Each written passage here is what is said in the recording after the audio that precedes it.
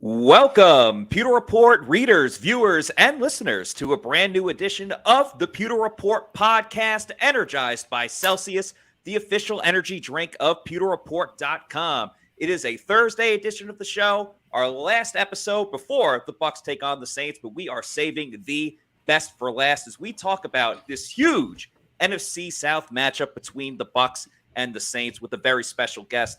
I'm your host, Matt Matera. Joined with me is the face that runs the place at PewterReport.com, SR Scott Reynolds. And we are lucky enough to be joining us today on the show, the newest superstar from our great friends over at News Channel 8, WFLA. Everybody, please welcome Aileen Hnatiuk to the show. Aileen, thank you so much for joining us. How's it going this afternoon?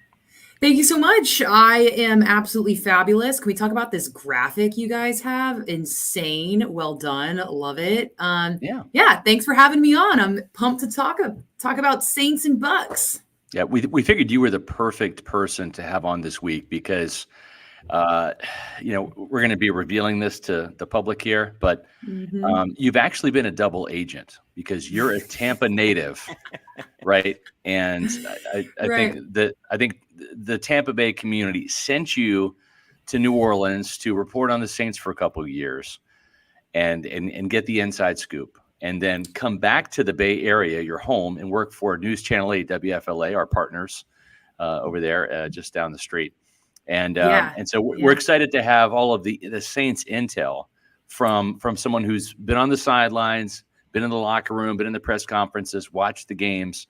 And I think Todd Bowles is probably, after this podcast, going to be calling you and saying, all right, I need some more intel here. So look, can neither confirm nor deny the double agent here. It's so funny. When I was in Louisiana, I would tell people, from the Tampa Bay area. And they'd be like, now I tell people here, I was just, with the Saints. They're like, I'm just like, I don't know where we're at. But yes, I can give some insight for sure. Yeah, this is some breaking information here, and we're pretty excited to reveal the Bucs injury report. So let's get to that because we can talk about this right now. Carlton Davis, full participant today at practice for the Buccaneers. So that's a good sign, moving in a positive direction. Devin White, also a limited participant today with that groin injury. So Carlton Davis's toe is on the mend. Devin White's groin's on the mend.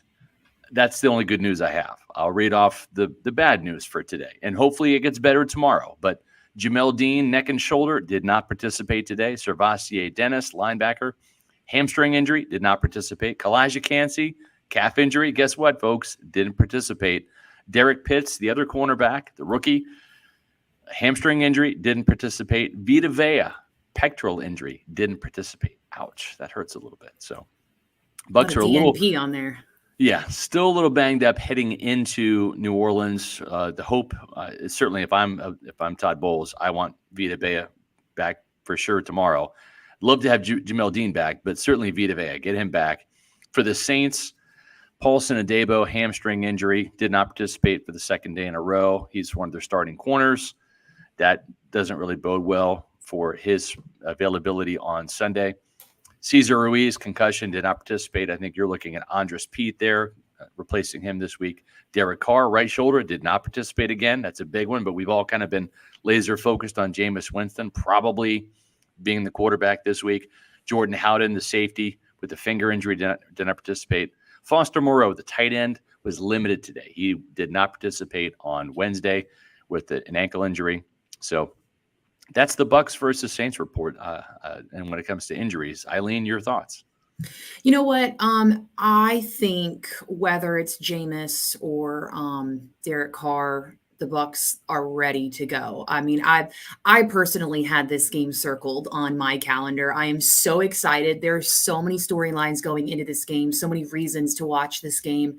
As far as injuries go, I think if the Saints don't have Cesar Ruiz on that offensive line, that's huge for them. That's a huge problem for them because, you know, he's a leader for them on the O-line. But, I mean, with the Bucs potentially being without their starting corners, that's not great for the Bucs either. So both share that title of, all right, well, we could be in some deep doo-doo, but it's a next man up mentality for both squads. So I think it's going to be a battle regardless. Yeah, that's just kind of the nature of the game sometimes, unfortunately. And the injury bug hitting the NFC South kind of fairly early on. And you mentioned the cornerbacks with Carlton Davis. I'm curious to get your thoughts, Aileen, having covered New Orleans. There's been some bad blood, and no pun intended to Taylor Swift, who's man, it's never ending now. Yeah, it really is. There's been some really bad feuds between Carlton Davis and Michael Thomas, even going back to 2020 with the whole slant boy thing. Mike Evans and Marshawn Lattimore. We know it's been heated from the Bucs side of things, but just covering the Saints in the recent years, is the animosity the same on both sides? Look, Joe Tryon-Shoyinka, I say that correctly. I'm still trying to get it down. Okay, he said it best today. He said, look, they don't like us. We don't like them. And you see right there, if you're watching visually, that picture says it all. I was actually there during that game when Mike Evans pushed him last and kind of blindsided him. And I was in that locker room asking the guys, like, what did you think of that? And I remember Mark Ingram saying, man, like, cheap shot. Like, that's so cheap. You come from behind. So it's so weird for me personally, because then I was like, man, like, what's up with Mike Evans, and then now I'm like, well, I guess I could, if he's talking smack to his teammates, it's like, okay, I see that side. Now I see the other side. Yeah. But yeah, it's still there. It's still alive. If I could bet money on it, I'm sure we're going to see some chippiness and potentially a brawl come out again. It's just what it is. These are two highly competitive guys. It's in their blood, as you said, bad blood. It's in their blood to be this, have this mindset. It's their makeup. It's who they are. And, I think depending on the player, some guys will channel this take it personal kind of mentality, which can bring out that type of stuff, but also bring out the worst, but also the best, because it makes you play harder. Exactly. Like I personally like it. I think it's what makes sports fun. I buy into these storylines. One, because maybe I'm a little biased. All of us are here reporting on it, right? It's fun, but as long as no one actually, severely gets hurt, it's still there and alive, man. Yeah. So let me ask you this. You probably had a different perception of Mike Evans, right? Because you see the version of Mike Evans. Do you want eggs thrown at my house, Scott? No. Are you trying to get me to say some things here? No, what I'm saying though is now you've got to know Mike Evans, right? You cover this team from training camp, preseason, and Mike is this benevolent guy, charitable person. He's one of the biggest sweethearts in the locker room, right? I mean, like the entire team loves Mike Evans. The whole fan base does. But if you're a Saints fan, you probably think that Mike Evans is this despicable villain, right? 100%. Right. So what is Marshawn Lattimore like? Because I think for Buccaneer fans, we probably think Lattimore is this punk who, picks fights and gets under Mike Evans' skin. So is Lattimore like the Mike Evans version for the Saints? That's a great question. Well, first of all, Mike totally won me over. I mean, he's awesome. Like, what a guy. Like you said, he's so involved in the community. He's so genuine. He's so nice. Really cool with the media too. Like, treats all of us very well. And he's a Harry Potter fan. So obviously I love him. I love Harry Potter. I have a Slytherin pen right now. Are you a Slytherin? I'm a Slytherin guy. Will you guess what mine is without me telling you? It's kind of left field. Okay, I'm going to say Hufflepuff. I'm literally going to end this call right now. I can't believe you just did that. I'm Ravenclaw. Ah, damn. I thought it was going to be either Hufflepuff or Ravenclaw. Yeah, it was close. Too obvious. All right. It was close. But yes, you're right, Scott. Like, he totally won me over. And I'm like, man, like, this guy, he's actually, wow, he's really nice and really cool. And so, but Marshawn, he's a quiet guy. He's a quiet guy, in his interviews, he's a man of few words, but he's a totally different on the football field, obviously. But yeah, he's cool, quiet, calm, collected. But I mean, his teammates would describe him as a dog with the W. He's, he's out there to get you, and he's out there for blood. So kind of interesting, right? He's this quiet guy off the field, and then he steps on the field and it's like, oh my goodness, Yeah. You run the opposite way, right? Mm-hmm. I think sometimes you see that with players, though, because Tristan Wirfs is a perfect example. Nicest guy in the locker room talking to the media, but then he's one of the best offensive tackles in football. You have to be able to flip that switch. I think Shaq Barrett's kind of like that, too. Yes. Super nice, super easy going, and then bam, you hit the field, and the mentality just changes for whatever reason. And I wonder if, because I watched a clip of Tom Brady. I don't know if it was recent or not, but he said something like I'm sure you guys have seen it, but he was like, I will think of something that makes the game personal, and that makes me angry, he's right? Like, he channels this, yeah, that one, and he's like, I try to make myself angry. So I'm wondering, and they're Marshawn and Mike, they're not going to maybe admit this to us, but I wonder if they channel that and to kind of turn that on once these two teams go up against each other. Right. Yeah. And it's interesting because those two have been the biggest focal point in terms of the blood feud between the Bucs and the Saints. But, Devin White was even like a little chippy and chirpy with Jameis Winston. Right. And we know that Jameis, he likes to throw interceptions. Right. I mean, threw 3 to the Buccaneers at the end of the game last year that in week 2 that helped them win that game. And of course, it was the interceptions that got Jameis out of Tampa and Tom Brady into Tampa to win a Super Bowl. But what was your experience like covering Jameis? Because, he's a different personality. He's a likable guy. Polarizing. So but polarizing, yes. Yeah, I love Jameis. I really do. He would do things like he would hold the door. Actually, Baker did this for us the other week, but he would hold the door for media as we were carrying all of our stuff and heading into the practice facility. You would say, how are you? He'd always ask, oh, well, how are you? Just this bubbly, fun personality. I mean, you guys know him, right? Like you guys get it.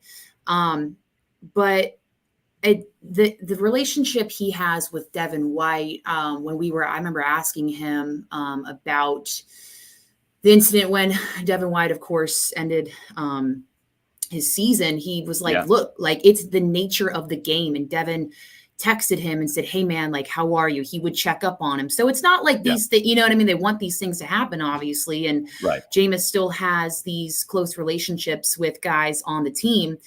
And Jameis also has a good relationship with Baker Mayfield. Like they're friends as well. I mean, I think it's one of those kind of games where you're frenemies, right? Like you get what everybody's got the same goal, but at the same time, it's like, all right, well, we're not going to let up here. Yeah. And Charlie Abrams has a good point here. Jameis's message gets old after his actions don't match his words, right? And I think that was the thing is he would always say here in Tampa, like, I know I got to not turn the ball over. Then he'd go out there and throw 2 or 3 picks. It just he could never get over that. And that's kind of why he's relegated to being a backup now, is because you only have X amount of opportunities in the league. And we've seen it now, right? I mean, Andy Dalton is a former first-round pick who's now a backup in Carolina. And Marcus Mariota, same thing, Jameis Winston. And that's what Baker Mayfield's trying to avoid, right? Yeah. I mean, similar paths, being number 1 overall picks, Heisman Trophy winners. Exactly. Faces of the franchise, but you throw those picks, they're going to do away with you. So I think that play, you can almost credit it to like immaturity a bit, right? Like being that impulsive. And I have seen Jameis, at least when I was with the Saints, kind of mature just a bit in terms of his decision making. And you guys have seen with Baker Mayfield, the offense is playing to how he plays. And I think with Jameis, they're not changing the way they do things for Jameis, but Dave Canales, they're altering things a little bit, right? Like Mike Evans said, I'm running routes that I've never even ran before, but I'm enjoying it. I love it. It's new. Yeah. So I don't know, just a take. You don't have to agree. No, I totally do agree with what you have to say. I'm curious about one of the guys that Jameis is going to be throwing to is Chris Olave. He's obviously still a very young receiver, and I think already it's only 3 games into the season, but really has taken a big step forward. What did you see from him in his first season that either impresses you or however you think of him? That man is smooth. The way he runs his routes, the way he the way he does everything, the way he would jog on the field, like it just looks like a gazelle, just kind of everything he does, it looks so easy. And it was funny because we would say like Michael Thomas was his big brother, obviously Ohio State, blah, blah, blah. Yep. But also kind of the way they play too. Like they're just very smooth, very good players, very smart. And then you have Rashid Shaheed. Yeah. The man with speed. Yeah. Yeah. There you go. Yeah. Yeah. So it. their receiving core was fun to watch, fun to cover. Man, I remember Rashid Shaheed's first touchdown, and I think he hit how many miles an hour did he hit? I think 23? It was yes, yeah. It was in the 20, and I was like, no way. And it was really cool because he's an undrafted free agent, right, out of Weber. So this small school, undrafted, and he's starting with first round pick, 2 first round. You know what I mean? Yeah. He's Chris Olave, first round pick. Right. So that was a cool storyline, but. I mean, look at the Bucs. They got a good receiving core too. So kind of similar situations, right? Mm-hmm. Like, well, what are you going to get from them? And then, you got your good receivers, but I would say I've got faith in Baker Mayfield. So don't, get me wrong on that. I've got faith in him for sure. Yeah. It's going to be interesting to see if the Saints offense can really kind of come to life a little bit. I mean, believe it or not, I think the Bucs offense is ahead of the Saints, right? In terms of I agree. Scoring and all of that. And I wasn't, if I'm a Buccaneer fan, I would not have been scared with Derek Carr coming to the Saints.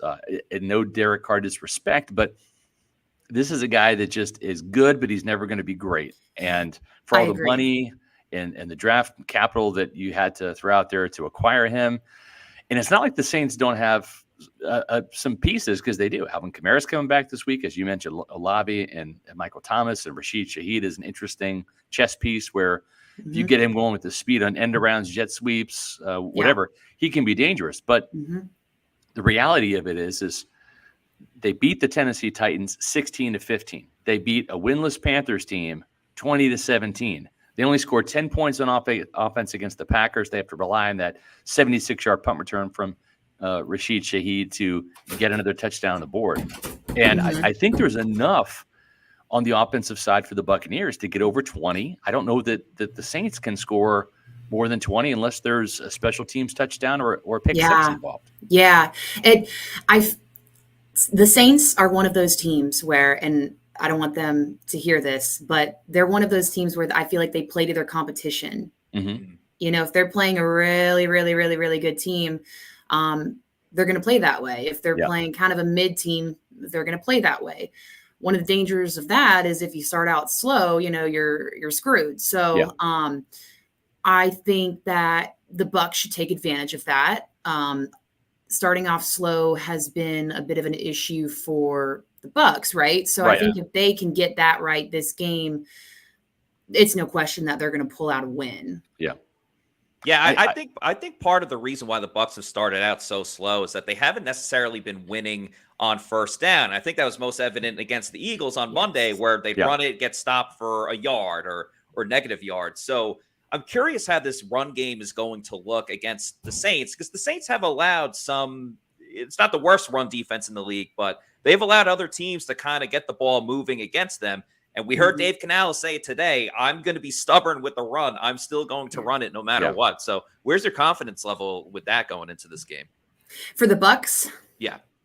I've got all the confidence because, you hear them all week long saying these are all correctables, right? Like Dave said, this is not a schematic issue offensively. These are things we can fix. And I think they get it done. I think they figure it out.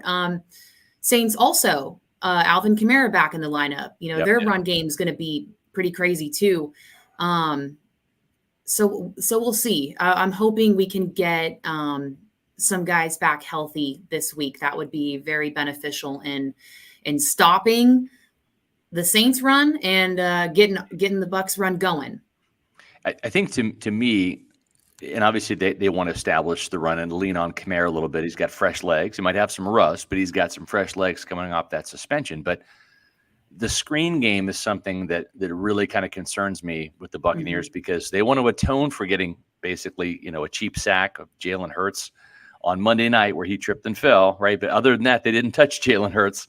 So, and this is coming off of a 6-sack game against Justin Fields. So there's some real opportunities here. The Saints have already allowed 12 sacks this year, 3 for Trevor Penning, a couple for Ryan Ramczyk, who's usually a dynamite right tackle, but that Rashawn Gary got to him last week, and he was the guy that injured Derek Carr's throwing shoulder.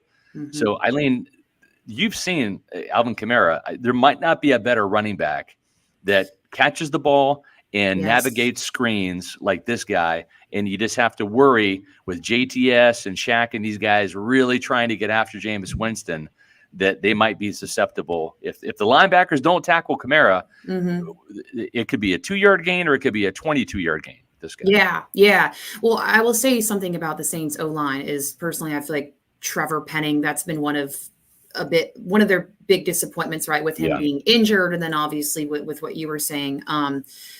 So yeah, I don't think they've got a very strong O-line.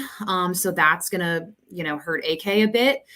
But what Alvin Kamara does, not just for the Saints on the field, but also in the locker room too. Yeah. He provides leadership. He provides stability. He provides comfortability, right? Like when he's on the field, it almost felt like last year too, when I was with them, it was like when he was on the field, you kind of like a weight's off your shoulders a bit. It's like, he's back. Okay. We're going to get some yardage here.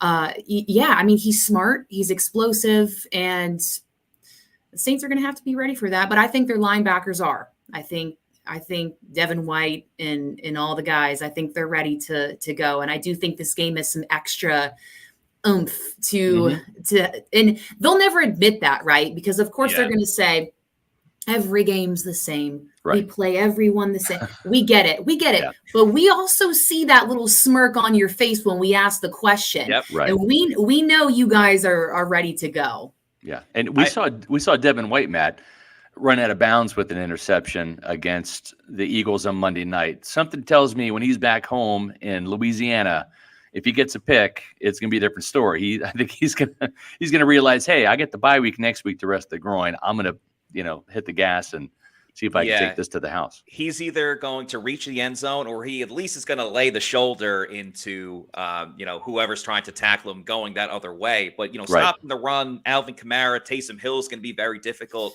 as well. Something I'm going to be looking for with this Bucs defense, particularly the linebackers. You talk about getting that extra oomph, that extra juice. I think they should be drinking Celsius energy drinks before the game, which of course is the official sponsor. How about that transition? Thank you very much. Of course, Celsius is the official sponsor of the Pewter Report podcast. They have so many awesome different flavors, including their newest one, the Cosmic Vibe, which is a sparkling fruit punch. But you can't go wrong with any flavor. My personal favorite is the Arctic Vibe. I like the orange pomegranate. I had that this morning. Strawberry lemonade is heavily in my rotation.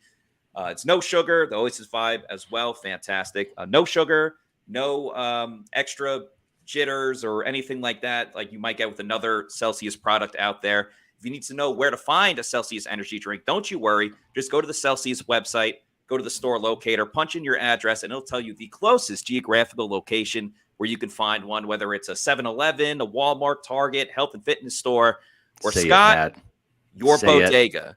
Bodega. Look, I love Celsius. I drink them all the time. My favorite is the apple pear and the orange. So I second this ad you guys got going on. Yeah. Orange is my favorite. I'm just finishing up an Oasis Vibe right now. So it's nice. It's the best stuff. And you can also get it on Amazon. Use the subscribe and save. Yeah. Save some money. Get that variety pack because there's so many great flavors and varieties to spice of life. So you can have it sent to your residence whenever you want, week, month, quarterly, yearly. Just make sure you're drinking Celsius energy drinks. Make Celsius your number one pick. Aileen, I had another question about this game in particular. Crowd noise has been a big subject, especially week one. I mean, Todd Bowles could not stop laughing when talking about doing the skull, but I think going against the Saints, they obviously see it every single year. I haven't been to New Orleans yet. I plan on doing that sooner rather than later. What is that atmosphere like in New Orleans, in that stadium, the Superdome, whatever they're calling it now? Right. Look, You're in the dome. There's not a single window. Yeah. You can hear everything. It's a dungeon in there. It's really a is. dungeon in there. The doors are Yeah. locked. The clock has started and it's going. Fans are drunk. Fans are excited. It's crazy in there. And it's loud, man. It is loud. And yesterday, Karen Loftus, she asked some of the guys, hey, does that Minnesota game give you guys some confidence? Because she said, she was like, I needed earplugs at that game. And I was like, well, compare the two, because I've never been. And she said it's just as loud. So that Minnesota game is going to be very similar to the Superdome, but it's crazy and it's fun and the fans are into it. I mean, that's them over there. Like, that's their culture. That's who they are. And it's going to be crazy. And the players know that. They said that today. They said they know what to expect, and it excites them. It excites them. And as a player, I would imagine that, right? It would excite me. Yeah. When you look too at the fact that the stadium is right in the heart of the downtown area. Yes. And the first time I went there, which was like, gosh, I want to say probably back in like 2005, maybe, for an away game.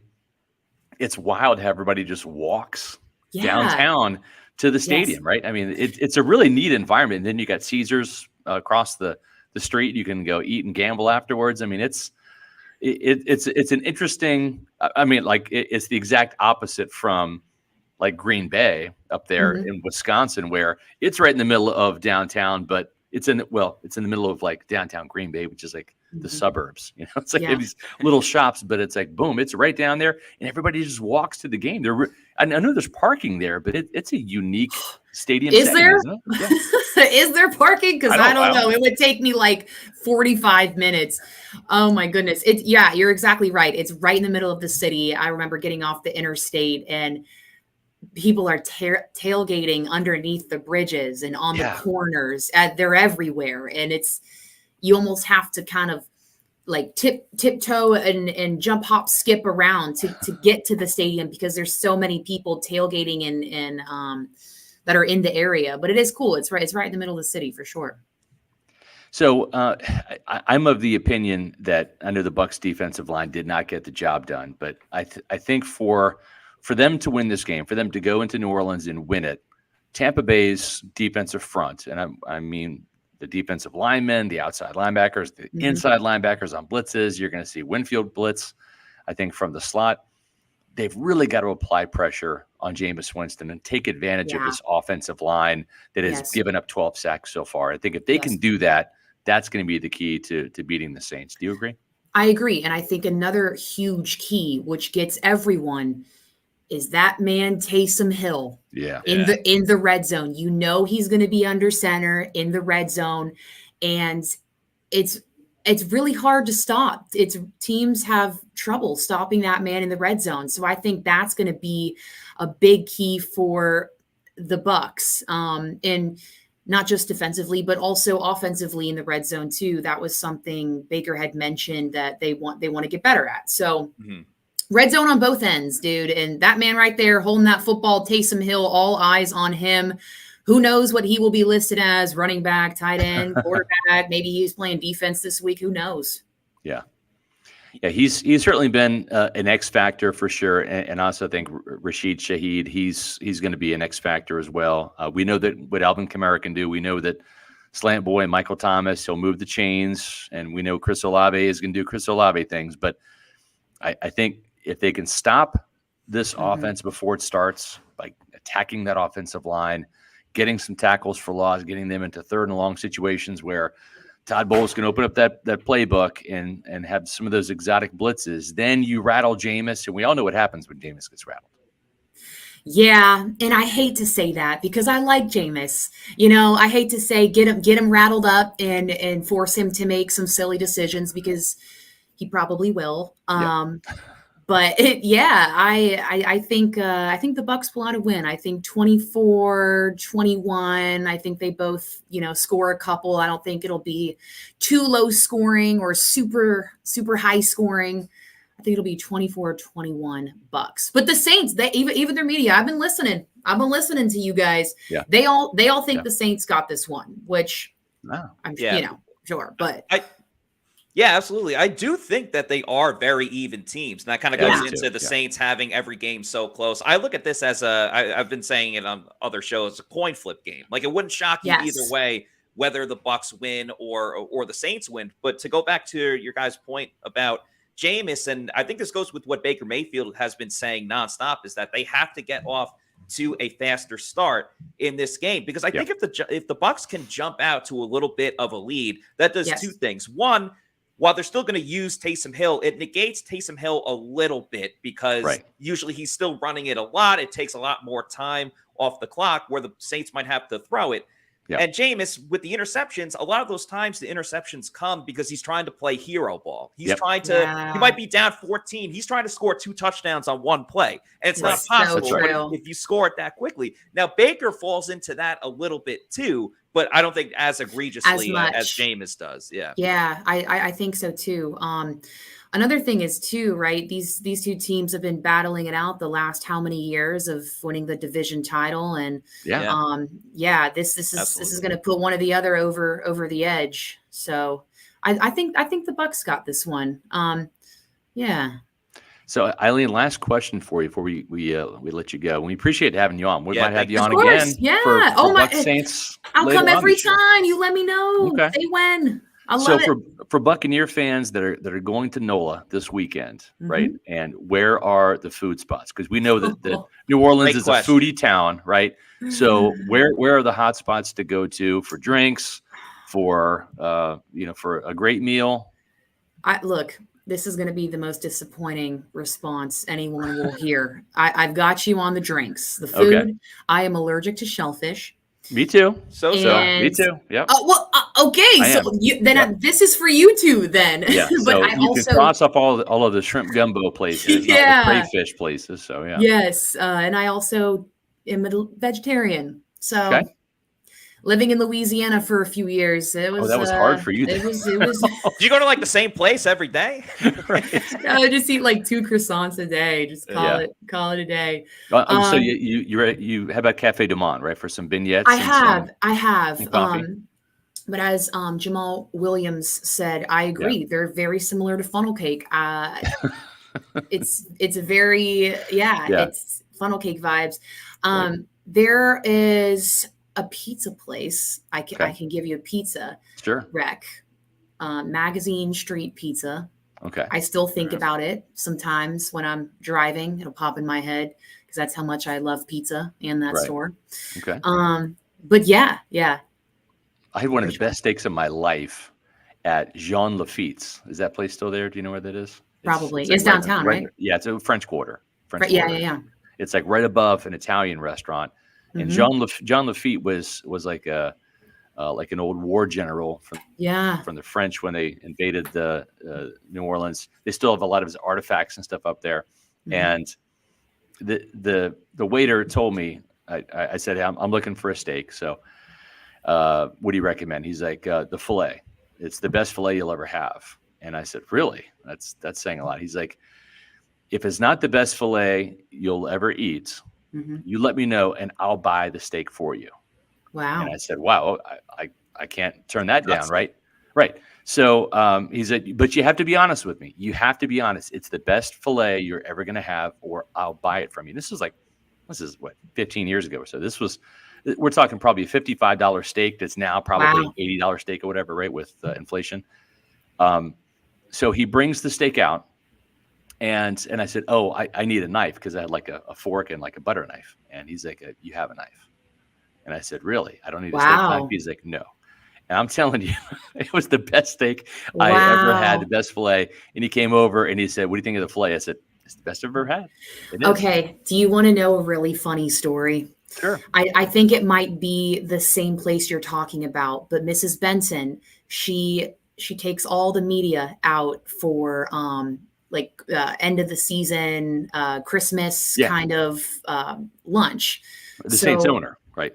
Correct. Gail Yep. Benson. Yes. Yep. Saints and Pels owner. And so incredibly nice, right? Like she's what a woman. She's amazing. Anyways, we go and there's two options. It's the filet and the fish. And I'm like, okay. You're over 2 right there. So I'm like, I get in the zone. I'm like, oh man, all right, what do I do? What do I do? I'm not just going to order a salad because that's rude. And I was like, fish. I don't know. Last time I accidentally had fish, I got sick, and I was like, steak. Right. So I was like, filet. And she sits a chair over from me, right? Seat over. So she's right there. They come over, they bring the food. Yeah. And I'm like, oh my goodness, I have to eat it. Oh no. I have to eat it. She's right there. I'm not going to be rude. Yeah. Aileen, suck it up. Here we go. So, and I'll tell you what, guys, that was the best steak I've ever had in my life. So I actually feel like it's the same restaurant. I'm blanking on the name, God forbid. It was really good. It's like, but it was excellent, and I got sick after, and it was worth it. Oh no. There you go. Hey, at least if it was worth it, then it was worth it. Yeah. Exactly. Look, my parents, they would have been very upset with me if I didn't eat that. They would have they raised me better than that. So sucked it up.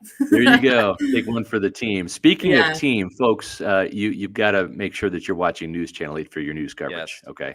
Oh, thanks, guys. Look at that. Absolutely. Yeah. We come prepared. Squad. Yeah. The TV partner of Pewter Report, News Channel 8, your official Bucs station. Karen Loftus, Dan Lucas, and Aileen Hnatiuk. Aileen Hnatiuk, yeah. Aileen Hnatiuk, back from New Orleans, back where she belongs in Tampa. We appreciate you joining us here on the Pewter Report podcast. Yeah, so you can catch Aileen several times during the week, but the time you really want to tune in, Bucs fans, is for Bucs Bonus. Aileen, tell us about Bucs Bonus. Oh, Bucs Bonus, man. It's awesome. So we go on air after our 11 o'clock show on Sundays. But we do have our podcast on Wednesdays at 4. And look, they haven't kicked me off yet, but they gave me the reins to host it. And there you go. Yeah, and awesome. Direct it and whatnot. So that's been really fun. It's been really, really fun, and I enjoy it. And maybe one day I'll be as good as you guys. Oh, I think you're already there. Yeah, I mean, you can hang with us all day. No question about it. Oh, absolutely. Well, yeah. I really appreciate you guys. Thank you so much for having me on. You two are awesome. Much love. I'm going to go chug a Celsius now. Well, we love to hear that for your time. Exactly. Thank you, guys. We are going to continue on with our Bucs versus Saints preview here. We kind of previewed the team or this game yesterday for the show.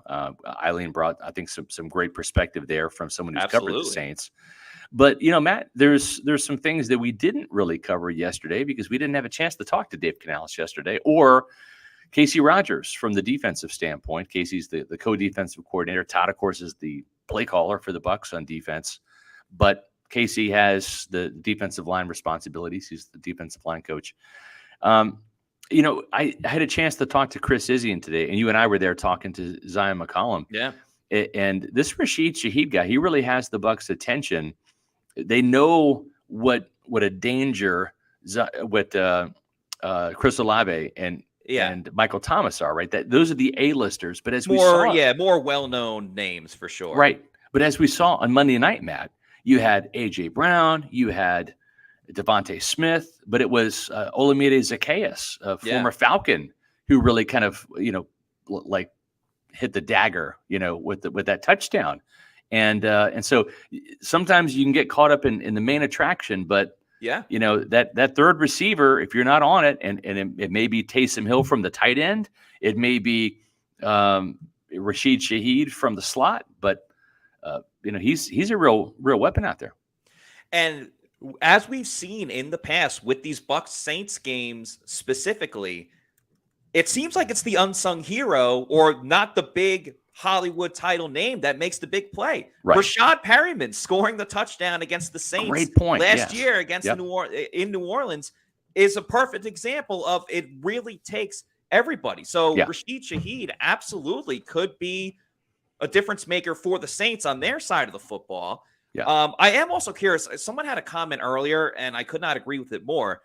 As far as obviously he's going to take the top off the defense, he's going to be that deep ball threat. But let's not forget that when Jameis was in Tampa, he had a guy named Deshaun Jackson, who is arguably the best deep ball receiver of all time. Yep. And they could never get on the same page. That's I'm not necessarily going to say that Jameis and Rashid Shaheed don't have that chemistry. Right. But I think that's something definitely to look into for that game. But I also think I just have that gut feeling a special teams play is going to make the biggest difference I agree. in this game. And again, Shaheed comes into play with that. So a lot of the onus is going to have to be on special teams player of the month. That's right. Jake Kamara to make sure that his punts are on point, whether it's pinning him deep, punting it out of bounds, forcing a fair catch. Jake Kamara. Hopefully not having to make a tackle, but you know what? Yes. Something tells me if he's in position and if he can catch him, Jake Kamara is not one of these punters that's going to shy away from trying to make a tackle. This guy's a bit of a dog, man. And when I say dog, he is a dog. He's a bulldog, Georgia bulldog. Yeah, he is. But I mean, you know what I'm saying? He's an athlete. We saw him go out there and outrace a couple of Bears defenders on that blocked field goal. Mm-hmm. Right. And essentially save a touchdown on a scoop and score. So you don't want to have your punter have to make the tackle. But you know what? They're not playing with 10 guys out there. They're playing with 11. I think Jake Kamara, if necessary, can make a tackle if he can catch Rashid Shaheed. We'll see if he can do that. Something that is going to be very, very necessary, and I'm talking to the Pewter people, it is necessary that you watch the Pewter Game Day show presented by Celsius, which is coming up this Sunday, starting at 12. It's right on our YouTube channel, so you don't have to go to a specific spot to find it. It starts at 12 noon. We pregame the show for an hour, talk about the biggest matchups, give our predictions for the game, all that fun stuff. And then at 1 o'clock, I will be back on for the Pewter Game Day show. But shout out to Bailey Adams and Josh Capo that did a great job last weekend for it. I'll be giving my live reactions, analysis, everything else in between that's going on in the game. We'll have some Pewter reporters jump on the show as well. I believe Adam Slavon's going to be on. So that's on Sunday starting at 12. And then obviously when the game goes on, I'm giving my reactions and everything at 1 o'clock. That's right on our YouTube channel. Would love for you guys to watch. It's been such a fun time since we've been doing it, and looking forward to another good game to call this week. Yeah. We skipped the super chat, so we actually broke our own rules. Yeah, we did. The rule is when we see a super chat, we put it up on the screen. We had such a great conversation with Aileen. Forgive us, we missed it, but here we go. Scott Jacks, $4.99. I find it ironic that the entire world compared these QBs with interceptions, meaning Jameis Winston and Baker Mayfield. We will now get an opportunity to watch, right? So, yeah, we'll see which former number one pick, which former face of the franchise, which former Heisman Trophy winner is going to emerge. And if you remember a couple years ago, this game went into overtime when the Buccaneers beat the Baker Mayfield-led Cleveland Browns. Jameis and Baker both threw picks that day, but it was Jameis that came out on top. And we'll see if Baker can come out on top of Jameis this go around, as he is now the quarterback of the Buccaneers and Jameis is now the enemy, and he is with the New Orleans Saints. Yeah, I think a lot of this comes down to not just quarterback play, but keeping the ball safe. And that must be the decider for this one. We got another super chat from Zachary Jarvis with a $4.99 super chat. Thank you, Zachary, who says, we need to get Trey Palmer more involved. He has made plays all summer long. So it's interesting you say that, Zachary, because the first two games, obviously Mike and Chris get the majority of the snaps at wide receiver, but it was very, very even between Trey Palmer and Devin Tompkins, and then a little bit lower down was Rakim Jarrett. But last game, Trey Palmer far and above out-snapped Devin Tompkins and Rakim Jarrett. But with that said, Devin Tompkins had more targets than Trey Palmer, and they both had one catch each for less than 10 yards. So Bucs have not really gotten Trey Palmer had a touchdown in that first game against the Vikings, but at least from that last game, and the whole offense struggled. So, but there wasn't much production from any wide receiver that really wasn't Mike Evans. And I want to see Trey Palmer do more. I mean, he was electric during the preseason, making highlight reel plays, like plays just as good as the Mike Evans one-handed catch made last week. So I would love to see him get more involved. I think big part of the problem last week was they had 48 snaps on offense last year, right? Or last week. So you had about the Eagles had 78, I think. Or it was somewhere close 78, 40. Yeah, the time of possession was almost doubled, right? The Eagles just kept the ball. They were running the ball, and the Eagles did what the Bucs want to do, right? And with more plays, and even Dave Canales said it today, you can get to play action. You can do more things when you have the ball, but they just didn't have the ball enough. 48 snaps is not going to do it. And and I agree. I think this is going to be a close game. It's going to be a game that the Bucs, I believe, will get some turnovers. They'll get some sacks. They'll do enough to win. I think they're going to move to 3-1. And I think this team is a little embarrassed and a little hungry after that Monday night game. Yeah. And I think they're ready. And I'd love to see Jamel Dean back in the lineup. I'd love to see Vita Vea practice tomorrow. That would certainly make me feel better about picking the Buccaneers than I already do. But if Carlton Davis comes back, Zion McCollum's playing incredible football. And he's over confident. There. Yeah, we'll see. Got a more super chats coming in. We got a super chat from Meets McGee with $5 super chat. Thank you for the super chat. And like Scott said, good question. Do you feel that a 60 to 70% Devin White is that much better than a 100% KJ Britt? Wow. I think if you're saying 70%, I think I would go with Devin White. Yes. 60%. Yeah, I agree. think you got to go KJ Britt at that point. I totally agree. Exactly. We had some good questions and answers here from the last couple of days. Todd Bowles yesterday in the media session, as well as we had Dave Canales. Today and Casey Rogers. So let's play some of the best interview clips to get you guys ready. Yeah, let's do it up. But first, we got another super chat from Salty Buccaneer. Thanks for the $1.99 super chat. It says less snaps for Tompkins, keep him on special teams. I don't know. I think if they used Evan Tompkins in different gadget type of ways, I would like to see that. And I mean, was it Devin Tompkins' fault besides his size, was it his fault on the overthrow by Baker Mayfield? Yeah. That would have been a big play too, Matt. Yeah, I mean, been a huge play. They schemed that open. That's one of those plays that was on the initial play call sheet, right? That's one of the plays they wanted to get to. They set it up well. They got the covers they wanted. If Baker hits that's a big play. That's one of those momentum plays where the crowd erupts, or at least 40% of the crowd erupts. The Bucs fans erupt. But you got to hit those though. If you want a shot at the title and you want to knock off, the bully, if you want to beat the bully. And the Eagles are the bully right now in the NFC. Those little windows, those opportunities, you gotta connect. And if you don't, you're gonna pay for it. And that's what happened. Yeah, I agree. So let's get to some of these videos. A couple from yesterday with Todd Bowles and Baker. Some are from today with Dave Canales. We'll have to choose from. I think we'll start with Bowles had a very interesting comment to a question that you had, Scott, about what's his in-game conversations with Dave Canales like, and Todd was on one a little bit. What type of interactions do you have in game? Are you talking about, hey, we want to run the ball here, or do you make suggestions, or? Oh, he's the offensive coordinator. I'm not an offensive coordinator, guys. I'm not going to sit there and be big brother over Dave and be an offensive coordinator. That's not who I am. That's not what I do. I'll be crazy if I sat up here and told you I was. Do I know offenses? Yeah. Do I know defenses and how they defend? Yes, but you let the guys do their thing and coach football. We all get paid to do a job. Dave is very good at his job. I trust him completely, and we let him go. If we need to talk about timeouts and going for it on fourth down and things like that, we talk about it. But I'm not going to sit there and say, run, pass, run. It's not football. We let them coach, and we let those guys work together, and they get it done.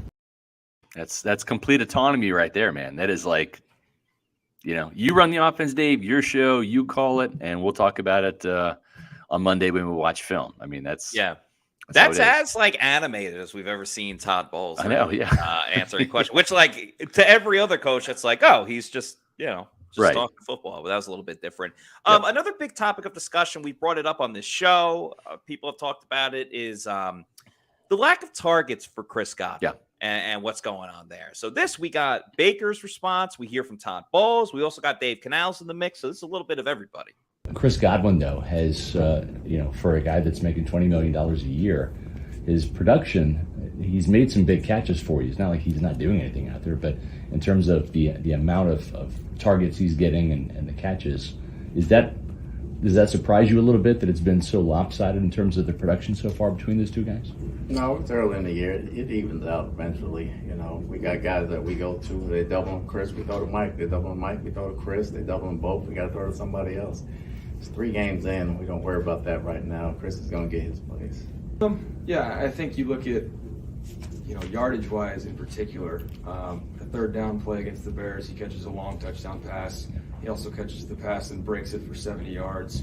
And then on our tempo against the Vikings, we get a look to have him run a post route for a touchdown. So there's certain things that come throughout a game that, it's going to be balanced, but Mike's had those shots so far. But Chris has been a guy he's so valuable to us, and he knows that, but he's a guy that we have to continue to get involved in the offense because good things happen when he touches the ball. He's a consistent guy, does everything that you want to, and he's there when you need him. Yeah, I think, again, 40 some odd plays, so like Mike really got a lot of his targets at the end. Otherwise, we're looking at 2 guys that really didn't produce. So again, that's on me building a plan that puts those guys in with opportunities. But, I think it's honestly just kind of learning guys. We had some near misses on Chris for the first 2 weeks, that really could have been bigger days for him. So just making sure we capitalize on those opportunities down the field, especially like the Bears game. We just missed him a couple times. That would have been a huge day for him, so we're designing it to go to Mike and Chris. That's not a surprise, and I can say that here. We're designing our plays to do that. And then Baker also just has to be true to his reads and where his best matchups end up coming from. Yeah. And I think that's something even Baker said too, is like, I got to do a better job pre-snap in knowing where I want to go with the football, find those matchups, right, and then exploit those. And I think that's just going to come with time, right? And, Kelly Bucs mentions this, and I think it's a good point. Evans is a bigger target. Mayfield's just comfortable throwing to him. I think that's, and I think that Tom Brady, I thought, was more comfortable throwing the ball to Chris because that what he offense. Had in England. Yeah. To a degree. I mean, smaller receivers besides right. Randy Moss. But also throwing to the slot, right? That's where Wes Welker was. That's where Edelman was, Julian Edelman. And this Bruce Arians offense ran through the slot, right? It's the Larry Fitzgerald, it's the Chris Godwin type player. And so that's why you saw the targets and the yards, or maybe not even the yards, but the volume of catches that Chris had compared to Mike. Chris was always the leading receiver in terms of catches. Mike had a better average and more yards typically and more touchdowns, but Chris was kind of the straw that stirred the drink. And I think right now it's Mike, and as Chris and Baker start to get more of a rapport, and Chris is also playing outside a little bit more too. So, when you're looking outside, 6'5" guy versus 5'10" corner, or 6'1" guy versus 5'11" corner, maybe Baker's seeing the mismatch with Mike and going that direction. Yeah. When you talk about looking which target is which, I think it makes total sense. Salty Buccaneer says, and thank you for the super chat, says, love Canales, takes accountability, unlike previous offensive coordinator. Speaking of accountability, you want to be counting your money. You want to be saving your money. If you want to do that, best place to do it is with Immuni Financial. At Immuni Financial, we help you live in the now. Dude, congratulations. We're so happy for you. Thank you. And even though the now may feel very different, you still need to plan for the future. How's retirement treating you? Oh, just fantastic. I know I say it all the time, but you really got to come up to Colorado. Let's do it. All right. Yeah. We can help you develop that plan to keep you on track so you can still prepare for tomorrow, today. Immuni Financial. Plan ahead, stay ahead. Matt, you are nailing these transitions today, my friend. That one wasn't as good. But the late, great Mark Cook would be proud. Managing your family's wealth means more to Immuni Financial than simply allocating your assets. It means legacy planning, brokerage and advisory services, retirement accounts, college savings accounts, and insurance services. With 40 years of experience, let Immuni Financial help you plan ahead and stay ahead. Give them a call at 1-800-868-76 1-800-868-6864. That's 1-800-868-6864. Or visit them on the web at Immuni.com. Not just in the Tampa Bay area, folks, not just in the state of Florida. Immuni Financial can help you across the country. So do what I did. I've got most of my financial assets with Immuni. I trust them. Give them a call. Even if you have a brokerage person or a financial advisor already in your corner, it doesn't hurt to get a second opinion, especially with your retirement, especially with your finances. Immuni Financial, visit them on the web at Immuni.com.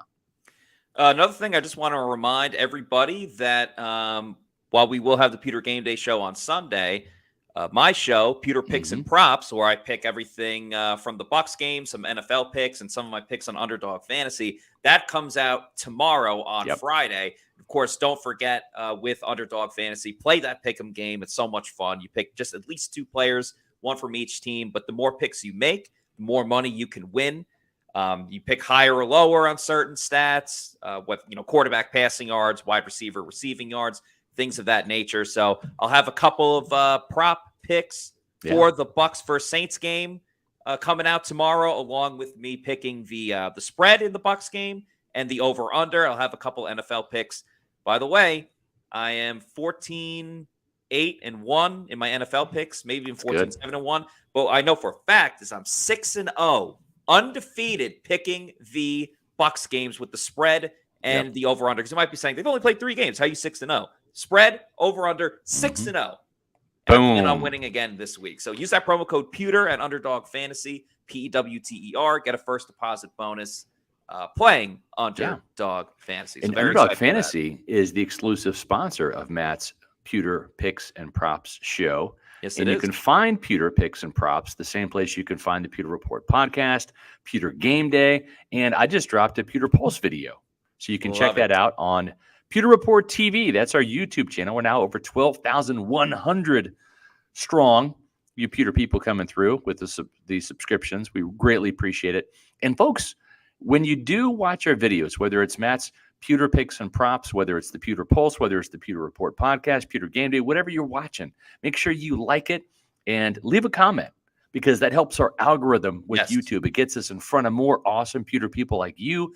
And when you guys do that, which you've been doing, it's been great. It has fueled our growth. We're now over 12,100 quickly, thanks to you guys.